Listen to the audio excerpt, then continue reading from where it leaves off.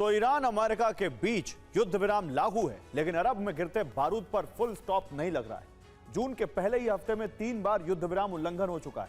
Reports की माने तो अब मुस्तफा ने एक नए प्लान पर काम शुरू कर दिया है। ये प्लान अरब में डर फैलाने से शुरू होता है और इसका अंत होगा खाड़ी के 2 देशों के विखंडन पर। दावा है कि ईरान अरब देशों में मौजूद दरार को गहरा कर उन्हें आपस में लड़ाने की तैयारी में। 2 देशों के खिलाफ ईरान ने पूरी रणनीति भी तैयार कर ली है। कौन से हैं ये 2 देश और क्या है मुस्तफा का संपूर्ण प्लान, इस रिपोर्ट में देखिए। ओमान के मीना अल फहल तेल टर्मिनल पर हमला हुआ। ड्रोन 2 बोआई टर्मिनल के बीच गिरा।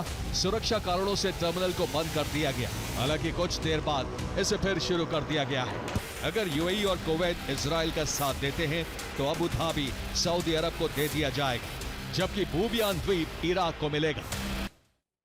यूएई यानी यूनाइटेड अरब ऑफ एमिरेट्स कुल 7 अलग अलग अमीरात से मिलकर बना है। इसमें Abu Dhabi, Dubai, Sharjah, Ajman, Quwain, Al Khaimah और फुजैरा शामिल है। अबू धाबी सऊदी अरब से जुड़ा है। ऐसे में उसका सऊदी से दशकों पुराना विवाद है जो 20वीं सदी के शुरुआती सालों से बेहद ज्यादा गहरा गया था।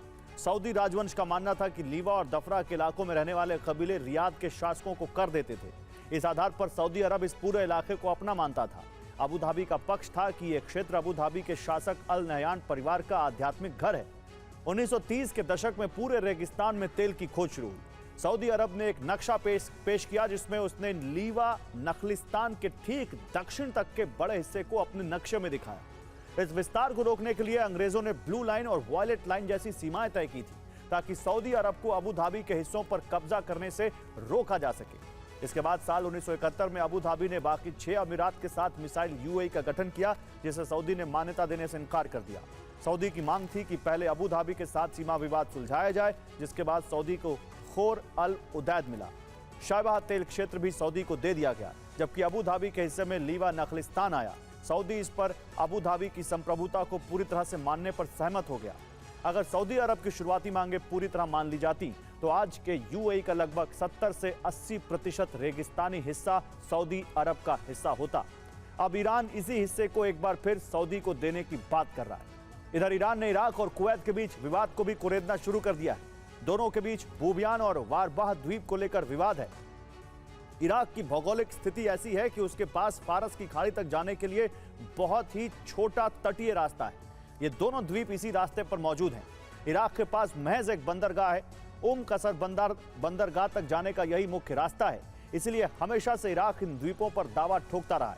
अब ईरान इन्हें इराक को देने की बात कर रहा है ताकि इराक और कुवैत को एक दूसरे के खिलाफ भड़काया जा सके। यूएई में सबसे ज्यादा तेल बुहासा क्षेत्र में मौजूद कुओं से निकलता है, जो अबू धाबी के दक्षिण पश्चिमी रेगिस्तानी इलाके में मौजूद है। यहाँ से प्रतिदिन लगभग 6,50,000 बैरल कच्चे तेल का उत्पादन होता है। ये उसी क्षेत्र में आता है जिसे 20वीं सदी के सऊदी शासक अपना बताते थे। रिपोर्ट में परमाणु कार्यक्रम में कोई खास बदलाव नहीं आने का जिक्र है, यानी युद्ध से ईरान के परमाणु कार्यक्रम पर कोई असर नहीं पड़ा है, जिसका मतलब है कि स्थिति ठीक युद्ध से पहले वाली बनी हुई है। रिपोर्ट में ईरान से समृद्ध यूरेनियम भंडार की पूरी डिटेल मांगी गई है। इससे पहले आखिरी रिपोर्ट IAEA ने फरवरी में पेश की थी, तब भी ईरान का नतांज परमाणु केंद्र, फोदो संवर्धन प्लांट और इस्फहान न्यूक्लियर कॉम्प्लेक्स, ये तीनों ईरान के परमाणु प्रोग्राम की रीढ़ माने जाते हैं। सबसे ज्यादा हमले इजराइल और ईरान ने 40 दिन के युद्ध के दौरान यहीं पर किए। पहाड़ों और जमीन के नीचे बनी इन अंडरग्राउंड फैसिलिटी के एंट्री गेट पूरी तरह से तबाह हो चुके हैं। एक्सपर्ट्स अब इन परमाणु केंद्रों को कंक्रीट की कब्र बता रहे हैं, जहां ऑपरेशन चलाना अमेरिका के लिए बेहद मुश्किल है।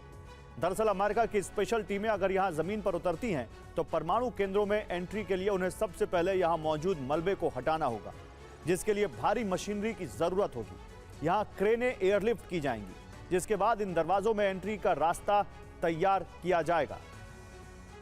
भारी मशीनरी के जरिए एंट्री का रास्ता तैयार किया जाएगा और संभव है कि फैसिलिटी के अंदर भी जगह जगह रास्ते मलबे से ब्लॉक होंगे। ऐसे में क्रेन और ट्रकों के जरिए इन रास्तों को खोला जाएगा, जिसके बाद अमेरिकी सेना उस एरिया तक पहुंच सकेगी जहां संवर्धित यूरेनियम मौजूद हो सकता है, जिसे निकालने के लिए यूरेनियम को विशेष कंटेनरों में भरा जाएगा और ट्रकों से बाहर लाया जाएगा।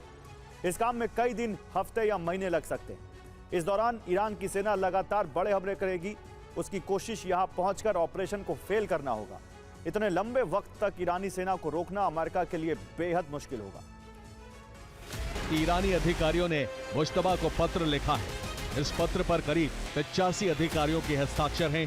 पत्र में आईसीबीएम प्रोजेक्ट शुरू करने की मांग की गई है। अमेरिका की विश्वसनीयता पर संदेह जताया गया है। दावा है कि पत्र में अमेरिका तक हमले करने में सक्षम मिसाइल का जिक्र है।